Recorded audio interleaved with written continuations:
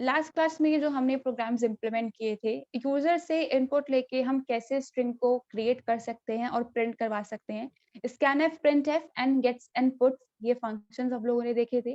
साथ-साथ में कैसे हम लोग लेंथ को कैलकुलेट कर सकते हैं, कैसे हम स्ट्रिंग को रिवर्स कर सकते हैं, उससे रिलेटेड भी एग्ज़ाम्पल्स हम लोगों ने कवर किए थे।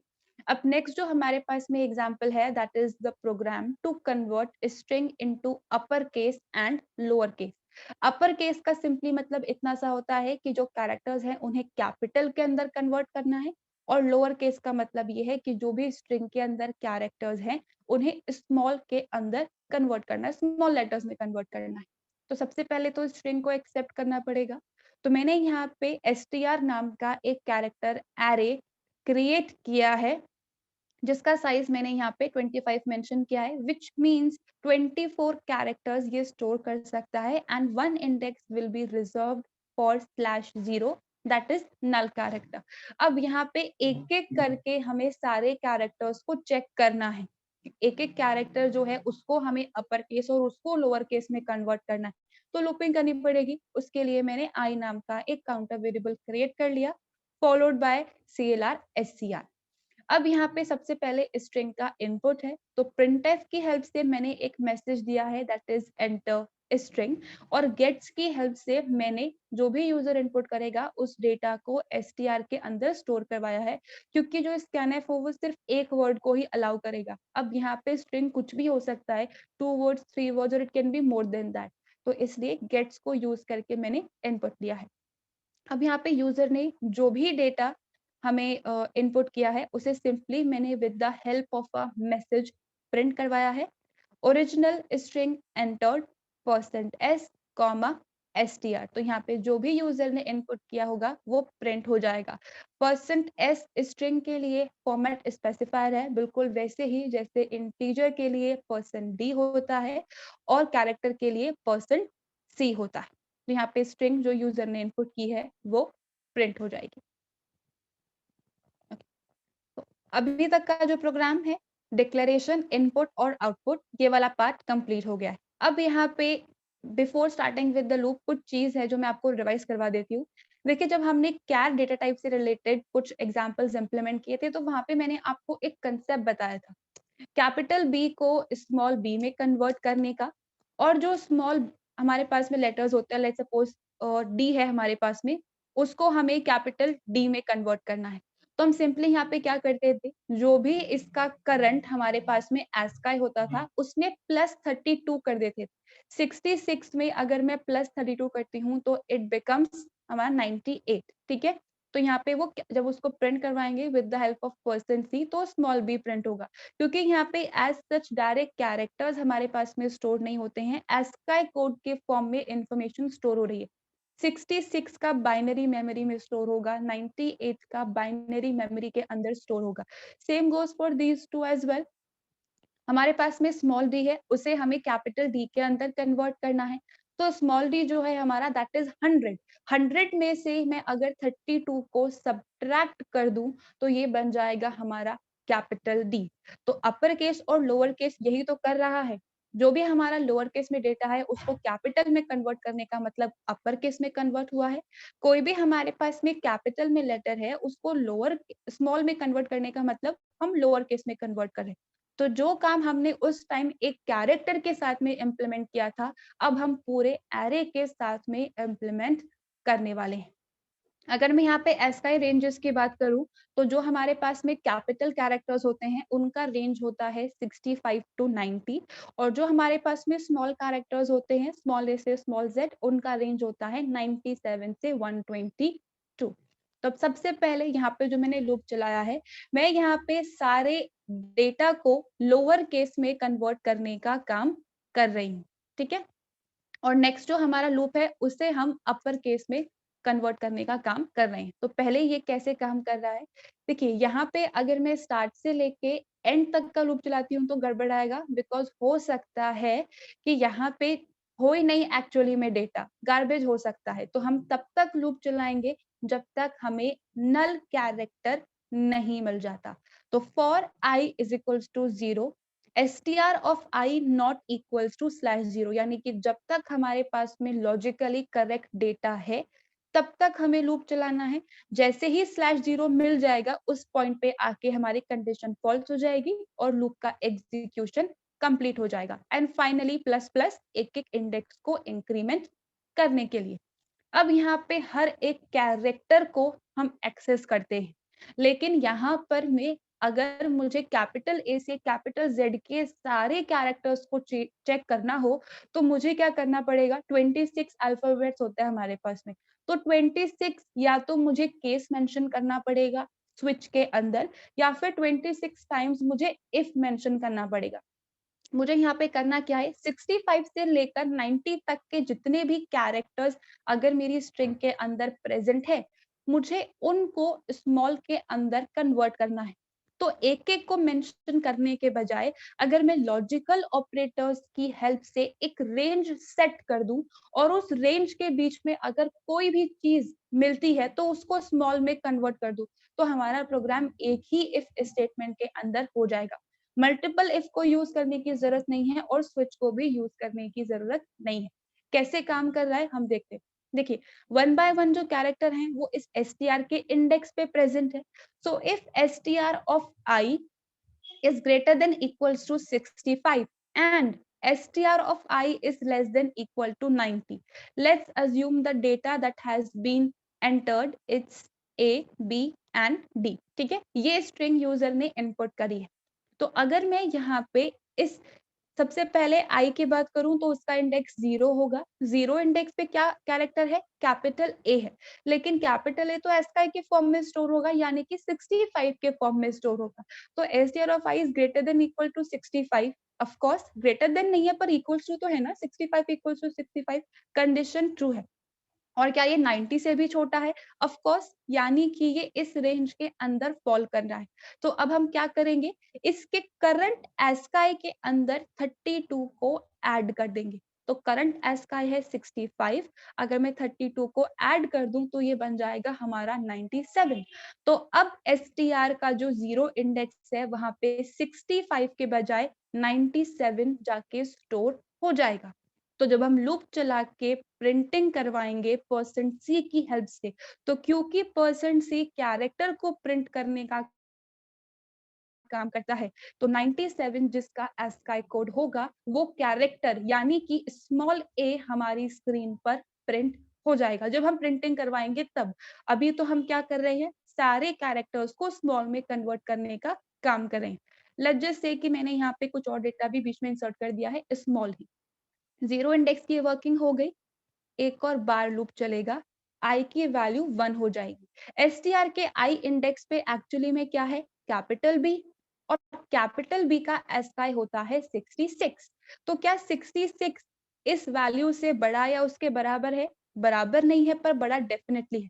ये वाला पार्ट ट्रू हो गया। 66 क्या 90 से छोटा उसके बराबर है, बराबर नहीं है बट छोटा डेफिनेटली है, ये कंडीशन भी ट्रू हो गई। तो 1 एंड 1 अगर करेंगे तो कंडीशन ट्रू है। कंडीशन के ट्रू होने पर क्या होगा, करंट इंडेक्स पे जो भी एस्काई है उसमें प्लस 32। करंट इंडेक्स पे क्या एस्काई है हमारे पास में, 66। 66 में अगर मैं प्लस 32 करूं तो वो बन जाता है 98, और 98 जाके स्टोर हो जाएगा अब इस फर्स्ट इंडेक्स पे। तो यहाँ पे जब हम प्रिंटिंग करवाएंगे तो %c 98 किसको रेफर कर रहा है, इट रेफर्स स्मॉल b। तो a के बाद b हमारे पास में डेटा प्रिंट हो जाएगा। फिर से i का increment, now the value has become 2। ठीक है, तो 2 इंडेक्स पे एक्चुअली में क्या है, स्मॉल c है। स्मॉल c के अगर हम एस्काई की बात करते हैं तो वो होता है 99, 97, 98, 99 उसका एस्काई कोड होता है। अब 99 जो है वो 65 से बड़ा नहीं है और ना ही उसके बराबर है। कंडीशन फॉल्स हो गई, तो कंडीशन फॉल्स होने पर आगे का पार्ट तो चेक ही नहीं होगा क्योंकि लॉजिकल एंड ऑपरेटर है। तो ये हमारी कंडीशन फॉल्स हो गई। जब कंडीशन फॉल्स हो गई तो कुछ चेंजेस नहीं होंगे, यानी कि हमारे सेकंड इंडेक्स पर सी एज इट इज ही प्रेजेंट रहेगा। आई का इंक्रीमेंट हो गया, the value has become 3 now. अब इस एसटीआर के थर्ड इंडेक्स पे जो डेटा अवेलेबल है दैट इज कैपिटल डी। तो अब यहाँ पे इस कैपिटल डी का एस्काई क्या होगा, ये 65 है, ये 66 है, 67 होगा कैपिटल C का और इसका 68 है। तो 68 is greater than equals to 65, condition true, and 68 is less than equal to 90, condition again true।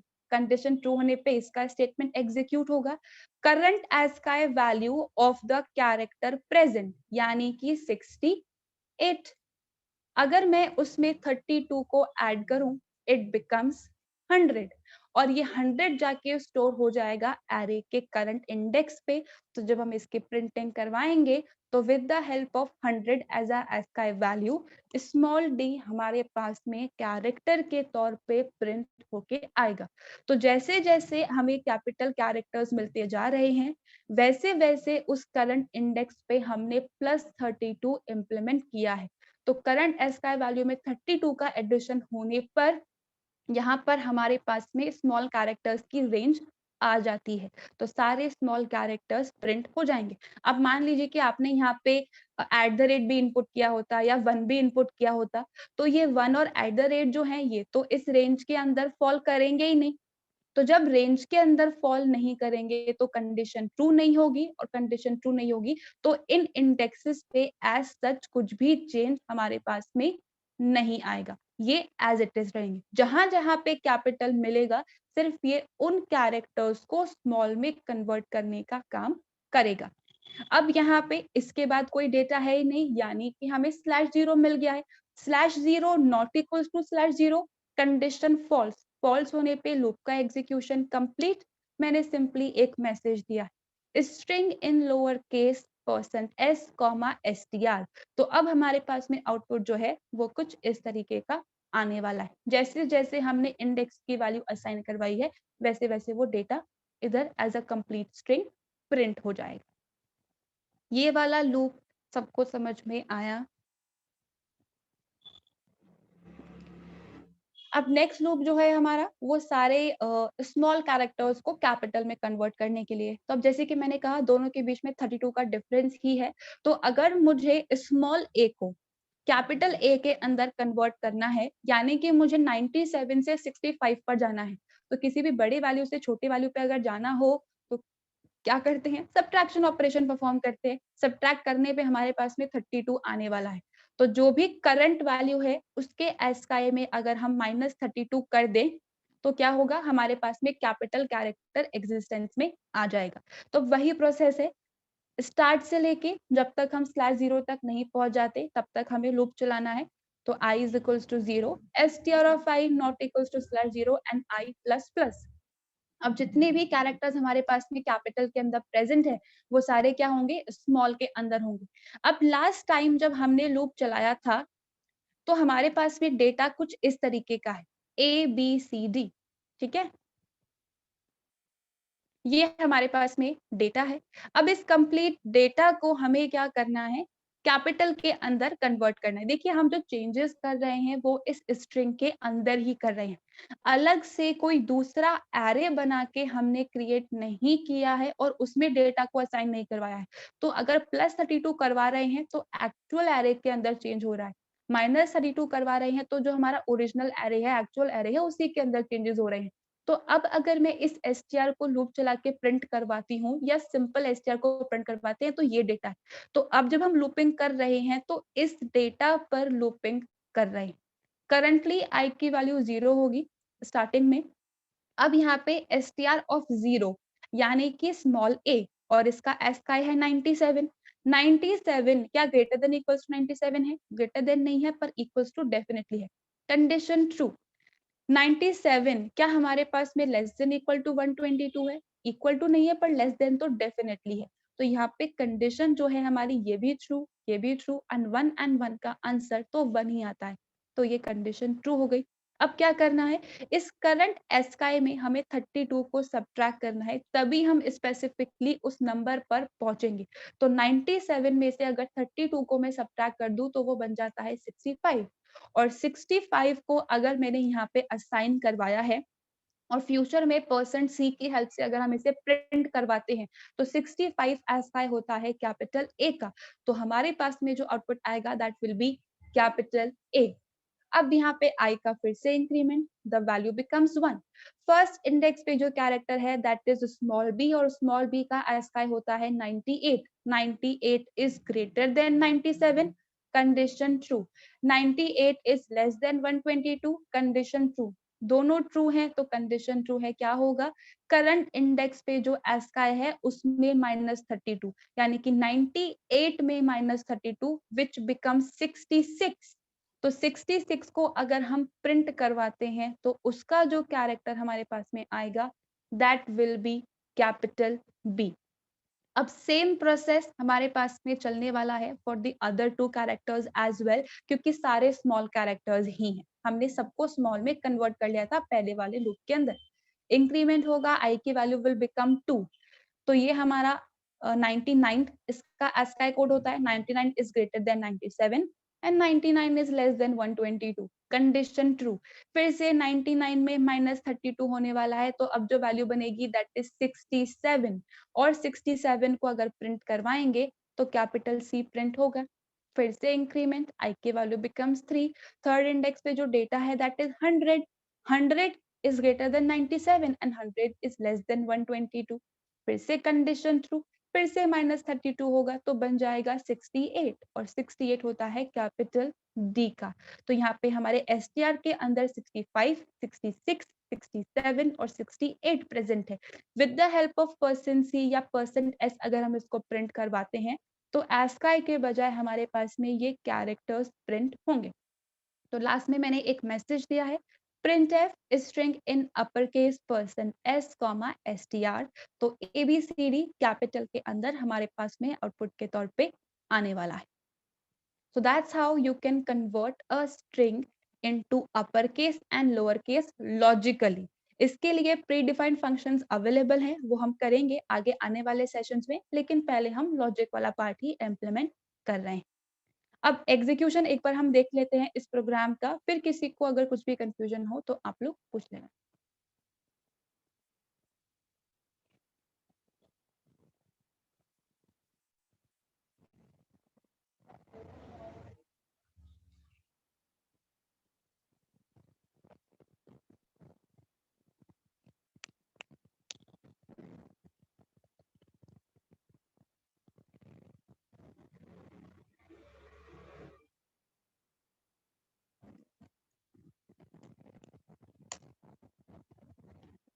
ये हमारा प्रोग्राम है अपर केस एंड लोअर केस वाला, जैसे कि मैंने आपको एक्सप्लेन किया।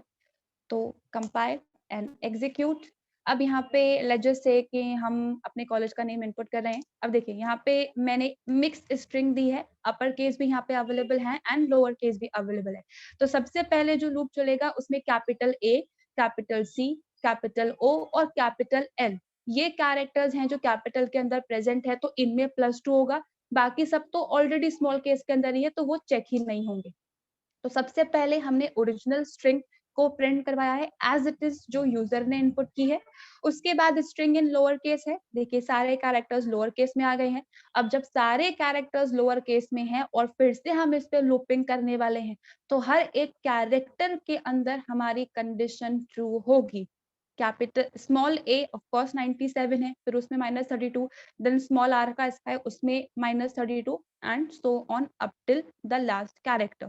तो अपर केस और लोअर केस में कुछ इस तरीके से इम्प्लीमेंटेशन आप कर सकते हो। कंसेप्ट सेम रहता है, चाहे हम कंप्लीट स्ट्रिंग की बात करें या एक सिंगल कैरेक्टर की बात करें। +32 एंड -32, डिफरेंस सिर्फ इतना है कि क्योंकि यहाँ पे एरे है तो लूपिंग चला के काम होगा। अगर सिंपल वेरिएबल होता तो डायरेक्टली प्रिंटफ के अंदर भी हम लोग लिख सकते थे। अब इस प्रोग्राम के अंदर किसी को कुछ भी कंफ्यूजन?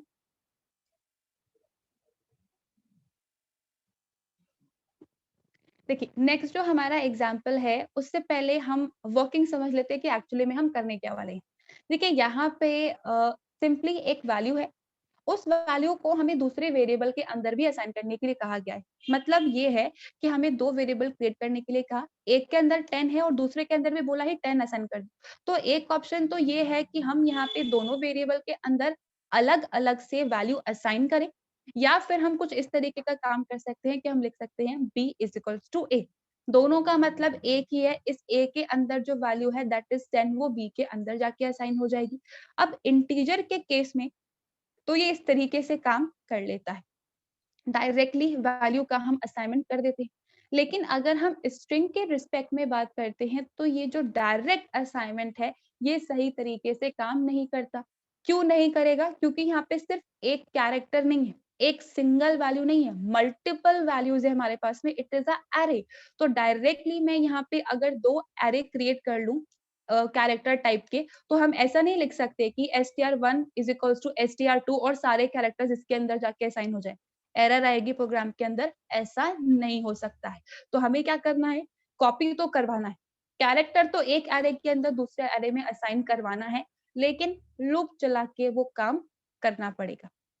तो मैंने यहाँ पे दो कैरेक्टर एरे क्रिएट करे हैं, एक है str1 और एक है str2, और दोनों का साइज मैंने 30 और 30 सेट किया है, विच मीन्स 29 कैरेक्टर्स हम इसके अंदर स्टोर कर सकते हैं, और एक हमारा /0 यानी कि नल के लिए रहने वाला है। ठीक है, अब यहाँ पे क्योंकि मुझे वन बाय वन सारे कैरेक्टर्स को चेक करना है, तो इसी वजह से मैंने आई वेरिएबल क्रिएट किया है for looping followed by CLR STR।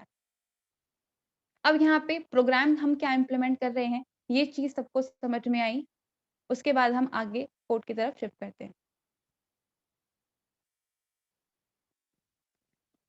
देखिए, सबसे पहले यहाँ पे मैंने सिंपली एक printf मैसेज लिखा है, यूजर इनपुट करेगा तभी तो डेटा को कॉपी करेंगे। तो printf enter a string and gets str1, जो भी डेटा होगा वो str1 के अंदर आ जाएगा।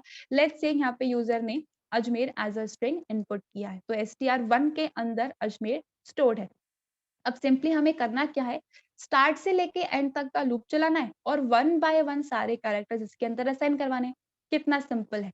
अब यहाँ पे हम क्या करेंगे, 0 से लेके तब तक लूप चलाएंगे जब तक हमें /0 नहीं मिल जाता, क्योंकि 30 तक लूप चलाने का कोई सेंस नहीं है, गार्बेज वैल्यू असाइन हो जाएगी। तो i is equals to 0, str1 of I not equals to /0 and I plus plus। सबसे पहले i की वैल्यू 0 है, तो यहाँ पे str1 के 0 इंडेक्स पे जो भी डेटा है उसे मैंने str2 के 0 इंडेक्स पे असाइन करवा दिया, यानी कि 0 इंडेक्स पे कैपिटल A का S का है, दैट इज 65 जाके स्टोर हो जाएगा। उसके बाद लूप चला i प्लस प्लस, i की वैल्यू 1 है, फर्स्ट इंडेक्स पे जो कैरेक्टर है दैट इज स्मॉल j, उसका एस का है यहाँ पे जाके स्टोर हो जाएगा, यानी कि हमारा स्मॉल j फर्स्ट इंडेक्स पे आ गया है। Same goes for the rest 3 characters as well. Increment होगा, द वैल्यू बिकम्स 2, तो इसके सेकंड इंडेक्स पे जो भी डेटा है वो इसके सेकंड इंडेक्स पे जाके असाइन हो जाएगा। इंक्रीमेंट हुआ, i की वैल्यू बिकम्स 3, थर्ड इंडेक्स पे जो भी डेटा है वो इस str2 के थर्ड इंडेक्स पे जाके असाइन हो जाएगा।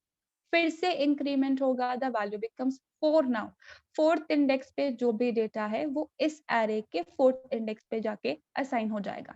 तो हमारा कंप्लीट डेटा जो है वो इसके अंदर जाके असाइन हो गया है। लेकिन हम हमेशा से ये कहते आए हैं कि स्ट्रिंग क्या है, हमारे पास में एक तरीके का कैरेक्टर एरे है। ठीक है, a character array which is terminated by null character। तो ये str1 तो टर्मिनेटेड है null कैरेक्टर से, हमने जब इनपुट दिया और तो ऑटोमेटिकली कंपाइलर ने इसके बाद में /0 को इंसर्ट कर दिया, तो ये तो नल कैरेक्टर से टर्मिनेटेड है, लेकिन ये हमारा नल कैरेक्टर से टर्मिनेटेड नहीं है।